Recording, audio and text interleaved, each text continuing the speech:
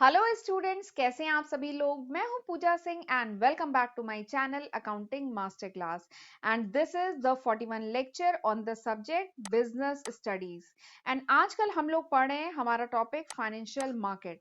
तो चलिए जल्दी से एक बार देख लेते हैं कि ये जो चैप्टर है फाइनेंशियल मार्केट का, इसमें हम क्या क्या पढ़ चुके हैं लास्ट के 5 लेक्चर्स में। This is our 6th lecture on the topic financial market. तो जो लास्ट के 5 लेक्चर्स थे उसमें हमने डिस्कस किया फाइनेंशियल मार्केट क्या है, फाइनेंशियल सिस्टम कैसे वर्क करता है, फंक्शन क्या है, टाइप क्या है, मनी मार्केट क्या है। ठीक है, ये जो मनी मार्केट है इसके पूरा हमने पढ़ा डिटेल में। मनी मार्केट के फीचर क्या है, उसके मेजर पार्टिसिपेंट क्या है और उसके इंस्ट्रूमेंट क्या है।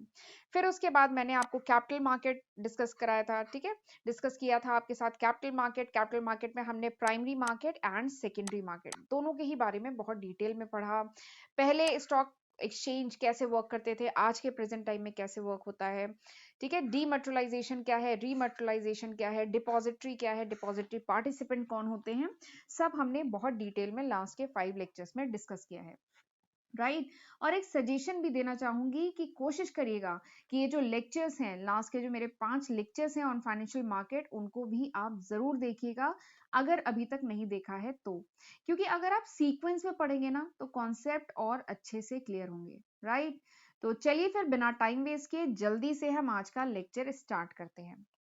तो हमने स्टॉक एक्सचेंज के बारे में काफी डिटेल में सब कुछ पढ़ लिया है। स्टॉक एक्सचेंज के जितने प्लेयर्स होते हैं, जितने पार्टिसिपेंट्स होते हैं, सबके बारे में समझ लिया है। ठीक है, बट अब सवाल ये आता है कि ट्रेडिंग कैसे होगी, ट्रेडिंग प्रोसीजर क्या फॉलो किया जाता है।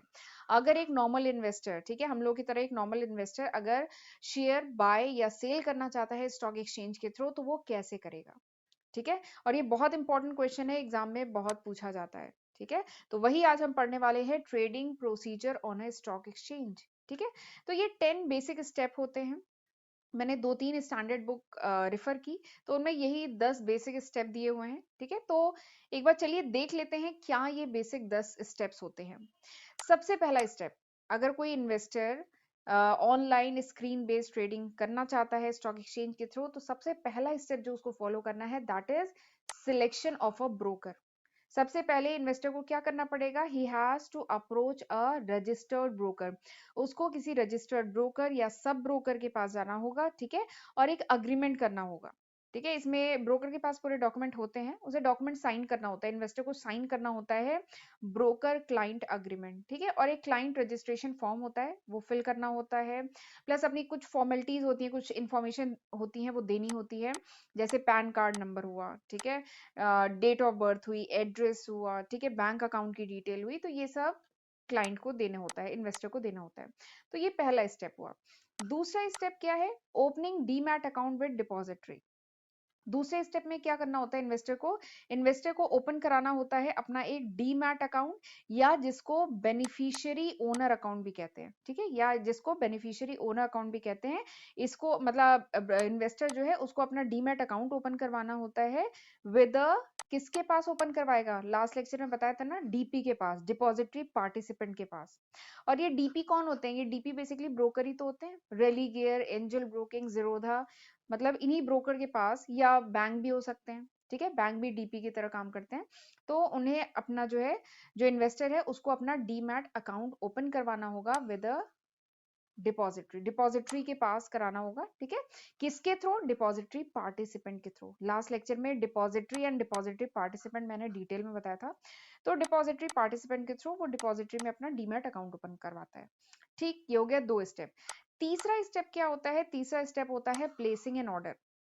डीमैट अकाउंट खुलवा लिया, ठीक है, फिर जो ब्रोकर है उसके थ्रू वो एक ट्रेडिंग अकाउंट भी खुलवाता है। ठीक है, उसके बाद अब now the investor can do trading. अब इन्वेस्टर ट्रेडिंग कर सकता है, शेयर खरीद सकता है। तो शेयर खरीदने के लिए इन्वेस्टर को क्या करना पड़ेगा, ऑर्डर प्लेस करना होगा। देखो, ऑर्डर इसको कहा जाता है। शेयर खरीदने के लिए इन्वेस्टर को क्या करना पड़ेगा, ऑर्डर प्लेस करना होगा। या अगर शेयर बेचने भी है ना, तो उसके लिए भी पहले से अगर इन्वेस्टर के पास कुछ शेयर है उसके डीमैट अकाउंट में, अगर उसे बेचना भी है तो he has to place an order, उसे ऑर्डर प्लेस करना होगा। ठीक है, तो इन्वेस्टर उसके बाद क्या करता है, ऑर्डर प्लेस करता है। ठीक है, with a broker to buy and sell the share. Share को खरीदने या शेयर को बेचने के लिए वो ऑर्डर प्लेस करता है। ऑर्डर जो आपको कह लीजिए, जब आप ट्रेडिंग या डीमैट अकाउंट खुलवाते हैं, जब ट्रेडिंग अकाउंट खुलवाएंगे ना, तो आपको एक प्लेटफॉर्म दिया जाएगा, आपका यूजर आईडी पासवर्ड होगा जिसके थ्रू आप इंटर करेंगे उस पोर्टल पे। तो आपको एक प्लेटफॉर्म दिया होगा, तो वहां पे सबके बटन होते हैं, बाय का बटन, सेल का बटन। तो उसमें क्या करना होता है, आपको वो सिक्योरिटी, जो भी एक्स कंपनी का शेयर आप खरीदना चाह रहे हैं, वो सिक्योरिटी सिलेक्ट करिए, और बाय पे जब आप क्लिक करेंगे ना, तो एक विंडो खुल जाएगी, बाय की विंडो। तो उसमें सारी डिटेलिंग होती है, शेयर होती है, क्वांटिटी का ब्लैंक रहेगा, प्राइस ब्लैंक रहेगा, बाकी और डिटेलिंग होती है। तो उसमें आपको क्वांटिटी, जितने शेयर खरीदने हैं, तो अगर आपको 10 शेयर खरीदने हैं, आप वो फिल करेंगे। किस प्राइस पे खरीदने हैं, अगर मुझे 10 रुपए 5 पैसे के रेट पे खरीदने हैं, तो मैं वो फिल करूंगी। और फिर यहाँ पे इंटर का बटन होता है, तो उसे प्रेस कर देंगे, तो वो जो ऑर्डर है ना, वो एक्सचेंज में चला जाएगा, स्टॉक एक्सचेंज में वो ऑर्डर आपका चला जाएगा। तो उसी को कहते हैं प्लेसिंग एन ऑर्डर। ठीक है। तो जो इन्वेस्टर है वो ऑर्डर प्लेस कर सकता है जब उसका डीमैट अकाउंट, ट्रेडिंग अकाउंट खुल गया है। तो उसके बाद investor can place an order to buy और सेल द शेयर। शेयर को बाय, शेयर को सेल करने के लिए वो ऑर्डर प्लेस कर सकता है। और एक चीज है, ऑर्डर प्लेस करते समय बहुत ध्यान रखना होता है, एक क्लियर इंस्ट्रक्शन देने होते हैं। ये जो ऑर्डर की जो विंडो खुलेगी ना, इसमें जो जो डिटेल पूछेगा, ठीक है, वो डिटेल क्लियरली उसमें मेंशन करनी होती है कि कितने नंबर ऑफ शेयर चाहिए, किस प्राइस पे चाहिए। अभी जो करंट प्राइस चल रही है उस प्राइस पे चाहिए, कि आप अपने हिसाब से प्राइस लगाएंगे। अभी अगर शेयर की प्राइस 10 रुपए 50 पैसे चल रही है, बट मुझे लगता है कि नहीं, मैं तो 10 रुपए पे खरीदूंगी, ठीक है, तो उसको कहते हैं लिमिट ऑर्डर। ठीक है, वैसे तो ये एक और अलग कॉन्सेप्ट है, लिमिट ऑर्डर, एमओ, एलओ, ठीक है, SL, limit order, market order, stop loss, ये सब एमबीए में आता है, एमबीए फाइनेंस में पढ़ते हैं हम लोग, और डिटेल में अगर इसमें जाए तो अगर मुझे लगता है कि नहीं, मैं 10 रुपए 50 पैसे रेट चल रहा है, लेकिन मैं इसको 10 रुपए में खरीदूंगी, तो मैं लगाऊंगी एलओ, एलओ मतलब लिमिट ऑर्डर लगाऊंगी। तो मैं इसको 10 रुपए का रेट लगा के छोड़ दूंगी, ऑर्डर प्लेस कर दूंगी। तो अगर वो शेयर 10 रुपए पे आएगा, तो मेरा ट्रेड हो जाएगा, ट्रेड मतलब मेरा शेयर खरीदा जाएगा। बट अगर 10 रुपए पे नहीं आएगा, तो वो एंड ऑफ द डे मेरा जो ऑर्डर है वो क्या हो जाएगा, कैंसिल हो जाएगा। तो ये अगला स्टेप है, placing an order. Investor order place कर सकता है, ठीक है। अच्छा, ऑर्डर प्लेस करना और एग्जीक्यूट होना, ये दो अलग अलग चीजें हैं, ठीक है। ऑर्डर, अभी हमने केवल ऑर्डर दिया है, इन्वेस्टर ने केवल एक्सचेंज में अपना ऑर्डर भेजा है कि मुझे ये शेयर इस क्वांटिटी में इस रेट पे चाहिए, ठीक है। अभी वो शेयर ट्रेड नहीं हुआ है, ठीक है। तो ये तीसरा स्टेप हुआ। चौथा स्टेप क्या है, match the share and best price. Match the share and best price, इसका मतलब क्या है, अब जो इन्वेस्टर है, ठीक है, इन्वेस्टर क्या है, किसी ब्रोकर के थ्रू स्टॉक एक्सचेंज से शेयर खरीद रहा है ना।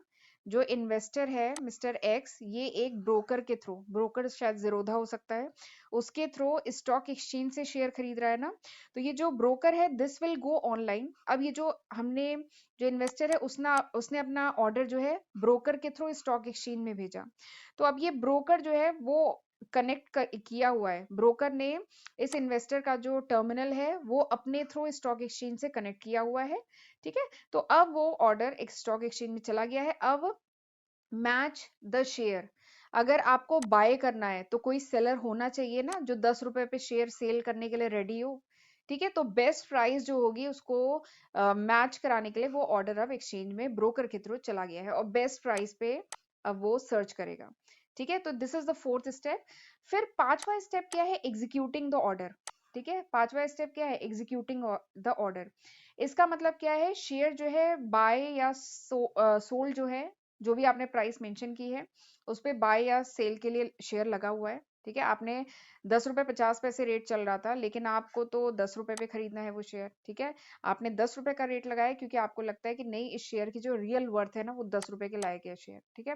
तो आपने 10 रुपए का रेट लगाया। तो चलिए, अभी जैसे अगर 11 बज रहे हैं, तो अभी तो रेट नहीं आया, लेकिन सपोज कर लीजिए वो रेट दिन में 2 बजे, वो जो शेयर है थोड़ा सा फॉल किया और वो 10 रुपए का रेट आ गया, ठीक है। कोई सेलर था जो 10 रुपए पे वो शेयर सेल करने के लिए रेडी था। तो वही क्या है, फोर्थ स्टेप में हुई है मैचिंग, मैचिंग हो गई।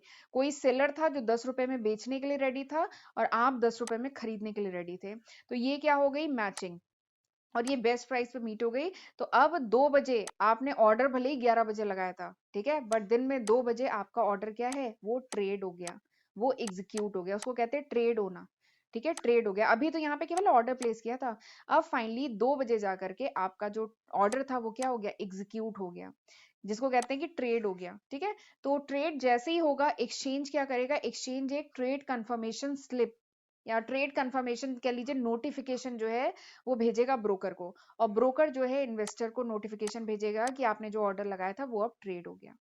ठीक है, तो इस तरीके से होता है। This is the fifth step.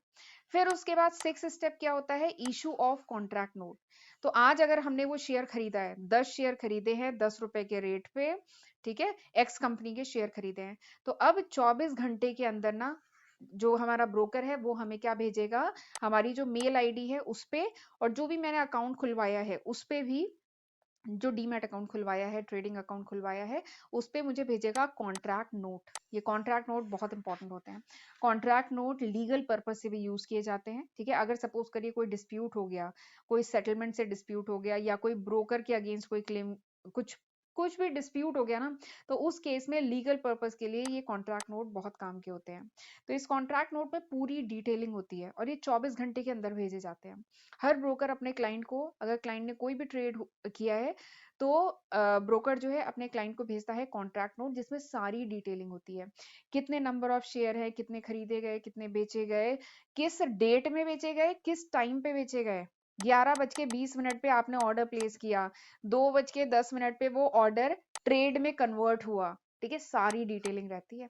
ठीक है, इवन मैंने तो यहाँ पे आवर एंड मिनट लिखा है, उसमें सेकंड का भी लिखा रहेगा कि 11:20 23 पे आपका ऑर्डर प्लेस किया, 2:10 55 पे आपका ऑर्डर एग्जीक्यूट हुआ।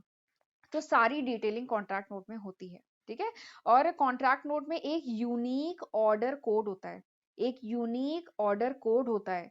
देखिए, एक्सचेंज में तो एक दिन में करोड़ों ट्रांजेक्शन हो रहे होते हैं। एक्सचेंज में, स्टॉक एक्सचेंज में एक दिन में करोड़ों ट्रांजेक्शन हो रहे होते हैं। तो हर ट्रांजेक्शन का एक यूनिक ऑर्डर कोड होता है। ठीक है, हर ट्रांजेक्शन को स्टॉक एक्सचेंज एक यूनिक ऑर्डर कोड प्रोवाइड करता है, जो उस कॉन्ट्रैक्ट नोट में प्रिंटेड होता है। ठीक है, तो this is the sixth step. फिर उसके बाद सेवेंथ स्टेप क्या है, delivery of share and making payment. Delivery of share और मेकिंग पेमेंट। ठीक है, तो इसमें क्या होता है, देखिए, इन्वेस्टर ने अगर शेयर बेचा है, ठीक है, अगर शेयर आपने सोल्ड किया है, तो आपको क्या करना होगा, आपको डिलीवरी देनी होगी शेयर की।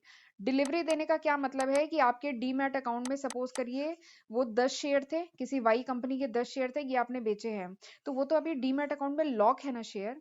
जैसे आपके बैंक अकाउंट में कैश लॉक होता है ना, जब तक आप चेकबुक साइन करके नहीं देंगे आपके डीमैट अकाउंट से वो आपका कैश निकल के कहीं जा नहीं सकता, नहीं जा सकता ना। उसी तरीके से, सॉरी, बैंक अकाउंट से कैश निकल के नहीं जा सकता ना, बैंक में कैश होता है। ठीक है, वो तब तक बाहर निकल के नहीं जा सकता जब तक आप चेक साइन नहीं करके देते। वैसे ही डीमैट अकाउंट में आपके जो शेयर है ना, वो लॉक है, वो तब तक निकल के बाहर नहीं जाएंगे जब तक आप इंस्ट्रक्शन नहीं देंगे। अब वो इंस्ट्रक्शन चाहे आप ऑनलाइन दे सकते हैं, चाहे एक डीआईएस स्लिप होती है, डिलीवरी इंस्ट्रक्शन स्लिप होती है, चाहे वो स्लिप साइन करके दें। तो जब वो आप डीआईएस कह लीजिए डिलीवरी इंस्ट्रक्शन देते हैं, तब जाके आपके डीमैट अकाउंट से वो जो 10 शेयर जो आज आपने बेच दिया है, ठीक है, वो आपके शेयर निकल करके किस में चले जाएंगे, ब्रोकर के पास। देखिए, ये है इन्वेस्टर, ठीक है, फिर ये है ब्रोकर, फिर ये है स्टॉक एक्सचेंज, ठीक है, और फिर ये है ब्रोकर, और ये है दूसरा इन्वेस्टर जिसने खरीदा है। आपने अगर 10 शेयर बेचे हैं, ठीक है, आज आपने बेचे हैं, तो आज आप क्या करेंगे, अपने शेयर की डिलीवरी देंगे। डिलीवरी देंगे यानी इंस्ट्रक्शन देंगे कि आपके 10 शेयर निकल करके किसके पास पहुंच जाए, ब्रोकर के पास। ब्रोकर के थ्रू वो स्टॉक एक्सचेंज में पहुंच जाएंगे। स्टॉक एक्सचेंज फिर वो शेयर किसको दे देगा, अगले ब्रोकर को दे देगा, और वो अगला ब्रोकर किसको दे देगा, बायर को। आपने बेचा है तो किसी ने खरीदा होगा ना, आप मिस्टर ए हैं, आपने बेचा है, और ये मिस्टर बी है जिन्होंने खरीदा है, तो वो शेयर यहाँ से यहाँ तक पहुंचने हैं ना, तो ऐसे पहुंचता है। तो इसी को कहते हैं डिलीवरी ऑफ शेयर। ठीक है, और अगर आपने शेयर खरीदे हैं तो आपको पेमेंट करना होगा। ठीक है, तो वही है डिलीवरी ऑफ शेयर और मेकिंग पेमेंट। ठीक है, अब इसमें दो कॉन्सेप्ट आते हैं, इसको जरा मैं डिलीट कर रही हूँ, क्लियर कर रही हूँ स्क्रीन। अब इसमें दो कॉन्सेप्ट आते हैं, एक आता है पे इन डे। पे इन डे, पहले हम पे इन डे समझते हैं। पे इन डे क्या होता है, पे इन डे बहुत पूछा जाता है एग्जाम में कि पे इन डे क्या है एंड पे आउट डे क्या है। तो पे इन डे क्या है, the day when the broker shall make payment और delivery of share to the exchange. Pay in day क्या होता है, पे इन डे वो डे होता है जिस दिन जो इन्वेस्टर्स, जो कह लीजिए इन्वेस्टर है, उसके बाद ब्रोकर है, उसके बाद स्टॉक एक्सचेंज है। ठीक है, तो पे इन डे क्या होता है, पे इन डे वो डे होता है जिस दिन ब्रोकर जो है स्टॉक एक्सचेंज को क्या करता है, पेमेंट करता है, अगर शेयर खरीदा है तो पेमेंट करता है, और अगर शेयर बेचा है तो शेयर की डिलीवरी करता है। तो जिस दिन करता है ना उसे कहते हैं पे इन डे। पे इन डे वो दिन होता है जिस दिन ब्रोकर स्टॉक एक्सचेंज को शेयर की डिलीवरी देता है, अगर बेचा है, और पेमेंट करता है अगर खरीदा है तो उसको कहा जाता है पे इन डे। ठीक है, ध्यान रखिएगा। तो ये हो गया सेवेंथ स्टेप। अब आ जाइए आठवें स्टेप पे। आठवां स्टेप क्या है? Settlement cycle. आठवां स्टेप क्या है? Settlement cycle. तो स्टॉक एक्सचेंज की फिलहाल अभी जो सेटलमेंट साइकिल है that is T+2। T+2 settlement cycle है। T+2 rolling settlement. ठीक है। टी क्या होता है? टी मतलब होता है ट्रेडिंग डे, यानी अगर आज मैंने ट्रेड किया है, ठीक है, आज अगर थर्सडे है, आज 10 मार्च है, आज मैंने अगर कोई ट्रेड किया है तो इसका सेटलमेंट कब होगा? थर्सडे के बाद फ्राइडे अगला ट्रेडिंग डे हुआ, और उसके बाद अगला ट्रेडिंग डे क्या हुआ? मंडे। मंडे को कितनी तारीख होगी? 14 तारीख होगी। ठीक है। तो यानी जो आज अगर मैंने कोई ट्रेड किया है तो उसका सेटलमेंट क्या होगा? 2 दिन बाद। T+2 trading debt plus 2 days और, तो यानी मंडे को। और ये वर्किंग डे होते हैं, ठीक है, मंडे को, यानी मेरे ट्रेड का जो सेटलमेंट होगा वो मंडे को होगा। मैंने आज कोई शेयर खरीदा है तो वो मेरे डीमैट अकाउंट में कब आएगा? मंडे को आएगा। तो ये होती है सेटलमेंट साइकिल। अभी फिलहाल सेटलमेंट साइकिल T+2 चल रही है। ठीक है। और इससे पहले 2003 अप्रैल 2003 से पहले जो सेटलमेंट साइकिल थी वो T+3 थी, लेकिन एडवांसमेंट हुआ। अब जो सेटलमेंट साइकिल है वो T+2 चल रही है। ठीक है। लेकिन अभी अभी रिसेंटली 25 मार्च नहीं, 25 फरवरी, अभी रिसेंटली 25 फरवरी 2022 में एक अपडेशन हुआ है। 25 फरवरी 2022 से कुछ सिलेक्टेड स्टॉक है, उनमें सेटलमेंट साइकिल पता है वो क्या कर दी गई है? T+1। ये एक बहुत बड़ा अपडेट है। ठीक है।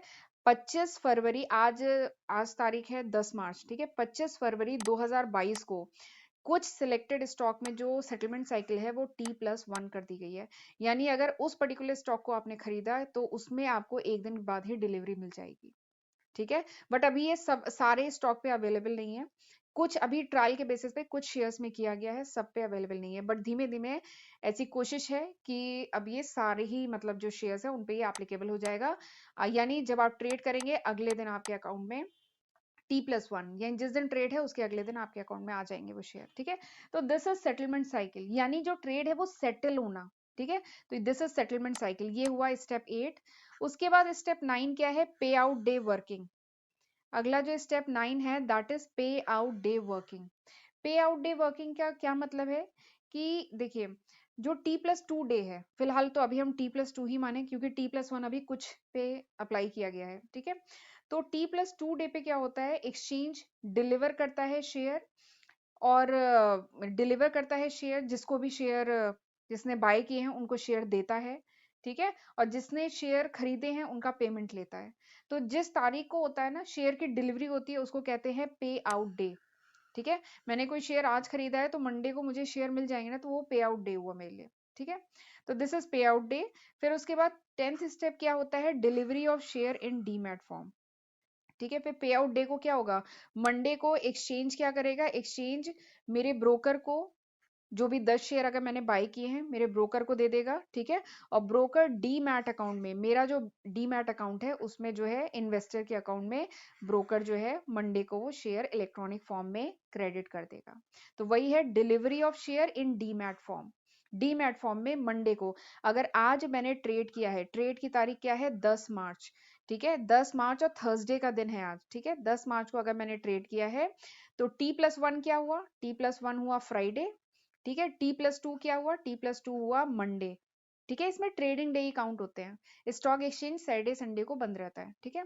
तो T+2 हुआ मंडे, यानी मंडे को जो स्टॉक एक्सचेंज है वो मेरे ब्रोकर को शेयर दे देगा। मैंने अगर 10 शेयर खरीदे हैं मेरे ब्रोकर को दे देगा, और मेरा जो ब्रोकर है मेरे डीमैट अकाउंट में वो 10 शेयर क्रेडिट कर देगा। तो वही है delivery of share in demat form. ठीक। तो इस तरीके से पूरा ट्रेडिंग का प्रोसीजर कैरी ऑन होता है। ठीक है। यहाँ पे अब थोड़ी सी डिटेलिंग में हम गए थे तो आपको लगा होगा कि कितना डिफिकल्ट है। ठीक है।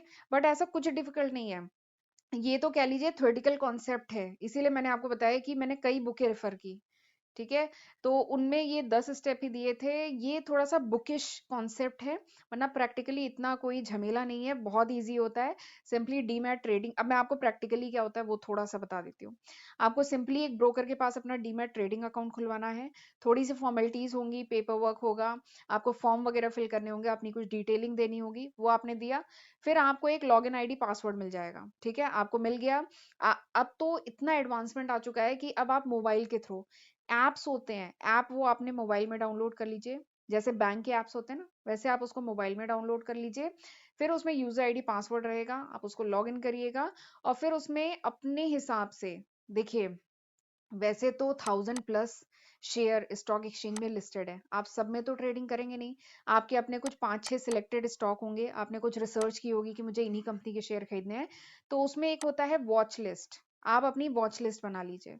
ठीक है, 5-6 जो शेयर जिसमें आप इंटरेस्टेड हैं वो आपने बना लिए, तो वो हो गई आपकी वॉच लिस्ट। फिर उन शेयर्स के आगे लिखा रहेगा, अब ये हर, कह लीजिए हर ऐप में अलग अलग तरीके से इस चीज को प्रेजेंट किया जाता है। उन शेयर्स के आगे लिखा रहेगा बाय या सेल का ऑप्शन रहेगा। तो अगर बाय करना है तो बाय पे क्लिक करिए, एक बाय की विंडो खुल जाएगी। ठीक है, बाय की विंडो खुलेगी तो फिर उसमें क्वांटिटी डालिए, प्राइस डालिए, ठीक है, उसे एंटर करिए, तो आपका ऑर्डर प्लेस हो गया। अब अगर आपने मार्केट ऑर्डर डाला है, एमओ मार्केट ऑर्डर डाला है, इसका मतलब क्या है, जो भी प्राइस इस समय चल रही है मुझे इसी प्राइस पे खरीदना है, तो आपके शेयर खरीदा जाएंगे। ठीक है, अगर आपने एलओ डाला है, एलओ मतलब लिमिट ऑर्डर, यानी अभी जो प्राइस चल रही है मुझे उस पे नहीं खरीदना है, मैं अपने हिसाब से 10 रुपए या 9 रुपए पे शेयर खरीदूंगा। ठीक है, तो आपने एलओ डाला, तो जब वो रेट आएगा तो आपका ट्रेड हो जाएगा। और ट्रेड हो जाएगा तो आपको एक नोटिफिकेशन आ जाएगा कि आपका शेयर ट्रेड हो गया है। ठीक है, तो आपकी एक ट्रेड बुक होती है, उसमें ट्रेड बुक।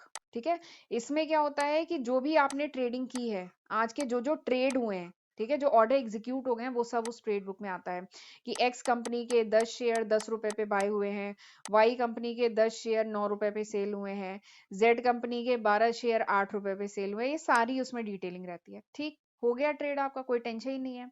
और फिर उसके बाद जो है, एंड ऑफ द डे आपके पास आएगा, आपकी मेल आईडी पे आएगा कॉन्ट्रैक्ट नोट।